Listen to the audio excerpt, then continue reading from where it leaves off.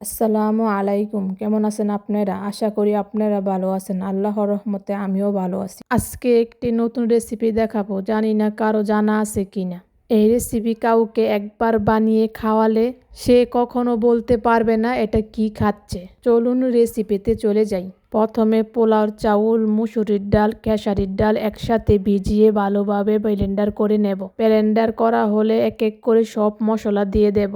লবণ, হলুদ গুঁড়ো, জিরে, সয়া সস, আদা রসুন বাটা, একটি ম্যাগি মশলার প্যাকেট। দেওয়ার সময় ভিডিওটি নেওয়া হয়নি। তারপর সব কিছু একসাথে ভালোভাবে মিশিয়ে নেব। এবার একটি কড়াইতে পরিমাণ মতন তেল দিয়ে ভালোভাবে গরম করে নেব। এবার এক এক করে সবগুলো ভালোভাবে ভেজে নেব। ভাজা হলে সবগুলো নামিয়ে নেব। যদি বিশ্বাস না হয় তাহলে একবার হলো বানিয়ে দেখবেন, অনেক সুস্বাদু হয়। কাউকে এভাবে বানিয়ে খাওয়ালে মনে হবে চিকেন খাচ্ছে। বলাই তো হয়নি এটা কি দিয়ে বানিয়েছি। এটা কচুর মুখি দিয়ে বানানো হয়েছে। কেউ কি এভাবে বানিয়ে খেয়েছেন?